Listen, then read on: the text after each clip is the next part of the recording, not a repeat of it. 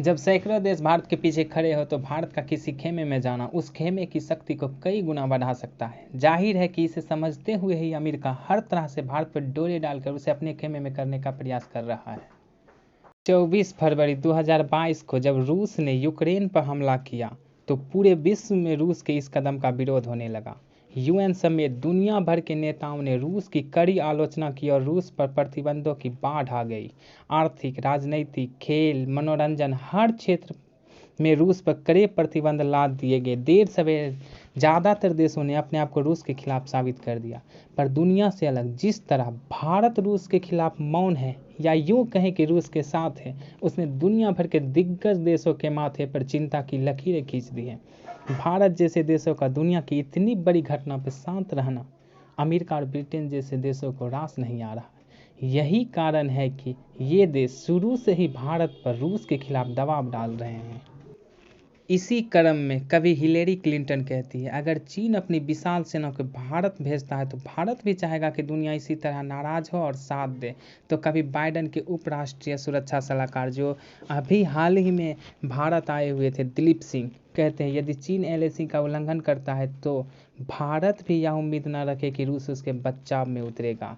यहाँ तक कि जो बाइडेन का आर्थिक सलाहकार ब्रायन डीज ने भारत को रूस से गठबंधन की भारी कीमत चुकाने की धमकी भी दे डाली। हालांकि भारत पर इन धमकियों और दबाव का असर न होते देख अमेरिका के सुर नरम हो गए। अब ना तो उसे भारत के रुख से समस्या है और ना ही भारत के रूस से तेल लेने से। ऐसे में ये प्रश्न उठना स्वाभाविक है कि आखिर क्यों भारत अमेरिका को अपने खेमे में लेने के लिए बेचैन है।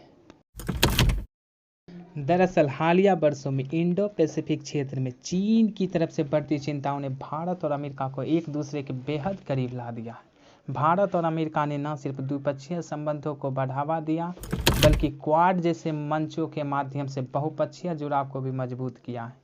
चीन के खतरे को देखते हुए भारत और अमेरिका के बीच कई तरह के समझौते हुए, जिसमें लेमुआ यानी कि logistic exchange memorandum of agreement, COMCASA communication capability and security agreement and the industrial security agreement ISA। इन समझौतों में सैन्य कार्रवाई के वक्त सूचना सहित अन्य जरूरी चीज़ों का एक्सचेंज होना है। इन्हीं समझौतों के माध्यम से भारत ने चीन के खिलाफ अपनी स्थिति को मजबूत करने की कोशिश की है। ऐसे में अमेरिका का भारत से रूस के खिलाफ उसका साथ देने की उम्मीद करना भी स्वाभाविक ही है। रक्षा क्षेत्र में आत्मनिर्भरता पर जोर के बावजूद भारत दुनिया में सबसे बड़ा हथियार और मिलिट्री साजो सामान आयात करने वाला देश है। हाल ही में जारी हुए स्वीडन स्थित थिंक टैंक संस्था Stockholm international peace research institute यानी सिपरी के आंकड़ों के अनुसार भारत हथियारों और सैन्य उपकरणों के खरीदारों में दुनिया का सबसे बड़ा आयातक देश है। दुनिया में कुल हथियारों के आयात का 11% भारत आयात करता है। इसके बाद सऊदी अरब, मिस्र, ऑस्ट्रेलिया और चीन 4 सबसे बड़े आयातक देश है। यही कारण है कि अमेरिका की नज़र हमेशा से भारत के रक्षा बाजार पर रही है। हालांकि हाल के सालों में भारत ने अमेरिका से Chinook, Apache, MK-54 torpedo, anti-ship harpoon missile जैसे कई रक्षा सौदे किए हैं, लेकिन इन सब के बावजूद रूस आज भी भारत का सबसे बड़ा रक्षा पार्टनर है। रूस के कुल हथियार निर्यात का 23% से अधिक अकेला भारत ही आयात करता है। यही कारण है कि अमेरिका ने हमेशा भारत के रूस से हथियार खरीदने का विरोध किया है। हाल ही में भी अमेरिका ने भारत का सबसे बड़ा रक्षा पार्टनर बनने की मंशा जाहिर की है और इसके लिए ये जरूरी है कि भारत को रूस से दूर किया जाए। हाल ही के दिनों में दुनिया की धुरी में तेजी से परिवर्तन आया है।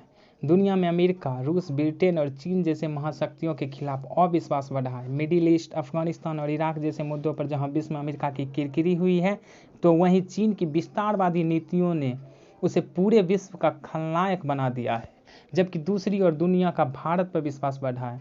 कोरोना काल के दौरान भारत ने जिस तरह पूरी दुनिया की मदद की और 150 से अधिक देशों को दवाई, वैक्सीन और दूसरी मानवीय सहायता पहुंचाई है, उसने भारत को दुनिया को उभरता हुआ नेता साबित किया है। इसके अलावा यमन और दक्षिणी सूडान से लेकर यूक्रेन में भारत ने जिस तरह अपने और दुनिया भर के छात्रों को निकाला, उसकी दुनिया के हर देश ने प्रशंसा की है। हाल ही में कई देश भारत को दुनिया का नेता कह चुके हैं। इसकी वानगी उस समय देखने को मिली थी जब भारत को सुरक्षा परिषद की अस्थायी सदस्यता के लिए 192 देशों में से 184 देशों ने समर्थन दिया था। ऐसे में जब सैकड़ों देश भारत के पीछे खड़े हो तो भारत का किसी खेमे में जाना उस खेमे की शक्ति को कई गुना बढ़ा सकता है।